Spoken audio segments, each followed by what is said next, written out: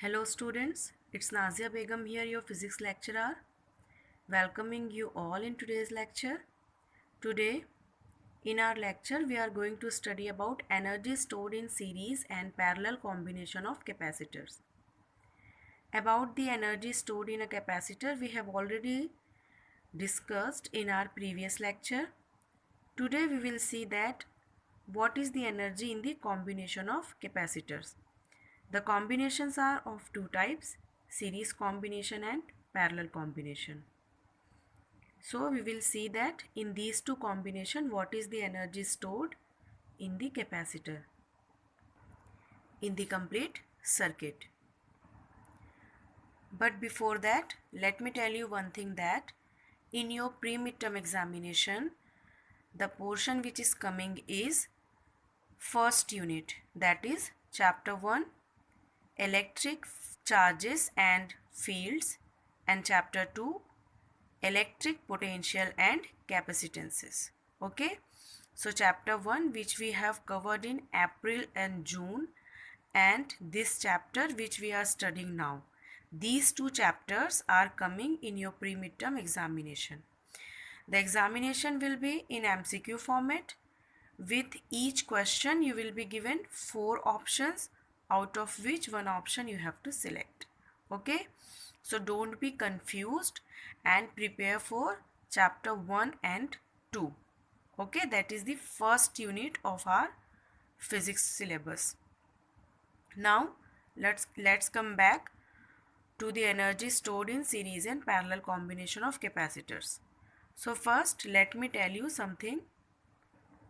In previous lecture we have derived this formula for energy stored in a capacitor. Okay, in a single capacitor what is the amount of energy stored? For that these are the formulas. Okay, Q square upon 2C, half CV square and half QV. Now when we have to find out the total energy stored when the capacitances are connected in series, so that time we will choose this formula. Okay, Q square upon 2C. Why we will choose this formula? Because in series combination the charge is same in all the capacitors, but the potential is different for different capacitors. In these two formulas you can see potential is also given. This is given in terms of capacitance and potential. This is given in terms of charge and potential. So in both the formulas potential is there, and potential is different for different capacitors in series combination. So that's why we will not use these two formulas. Otherwise the derivation will be very complicated. So that's why we are choosing this formula in which the term potential is not there. This formula is in term of charge and capacitance. So when we are deriving the total energy stored in series combination, we will use this formula, and here in place of single capacitance we will replace it by the resultant capacitance in series combination. Okay, that also we have derived. What is the total capacitance in series combination? Okay, that formula we will put here in place of C.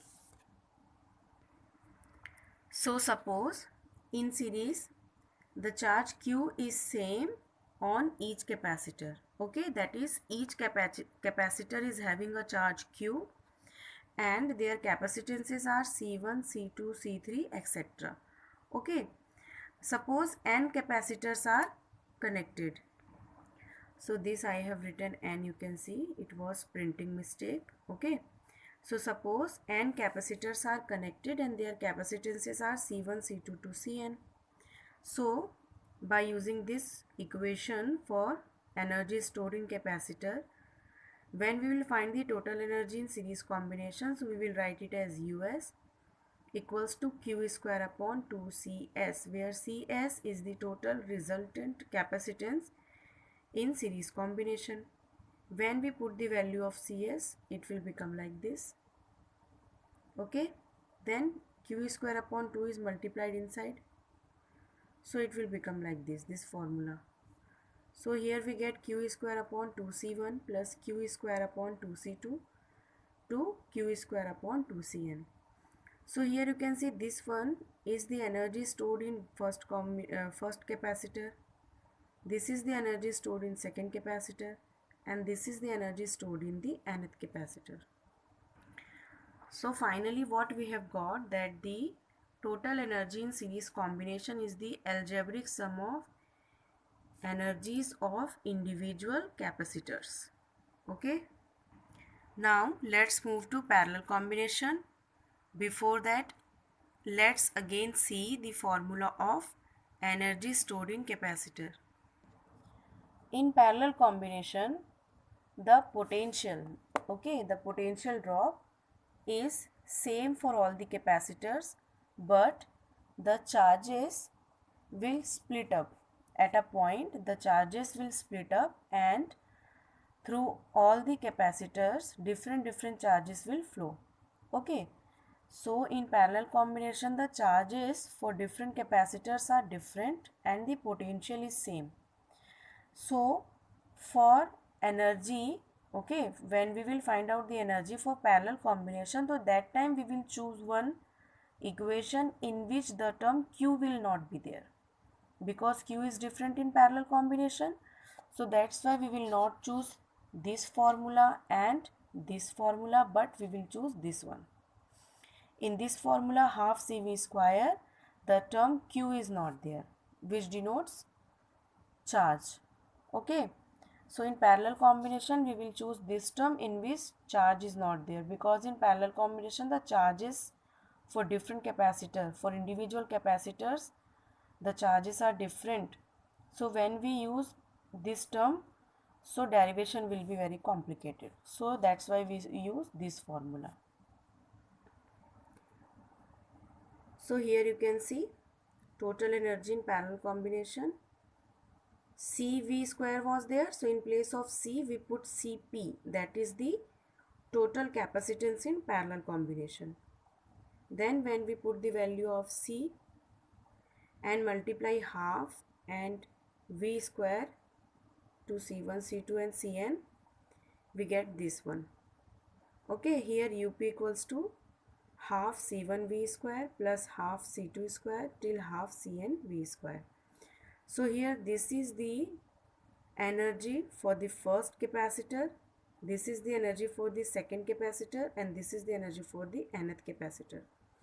So here also you can see in parallel combination, the total energy stored in parallel combination is the algebraic sum of the individual energies stored in the individual capacitors.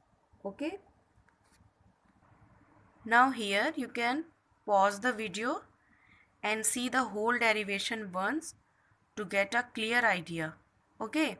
And one thing you must be very clear about is that in series and in parallel, both type of combination, the total energy of the circuit is same, that is the algebraic sum of individual energies stored in the capacitors.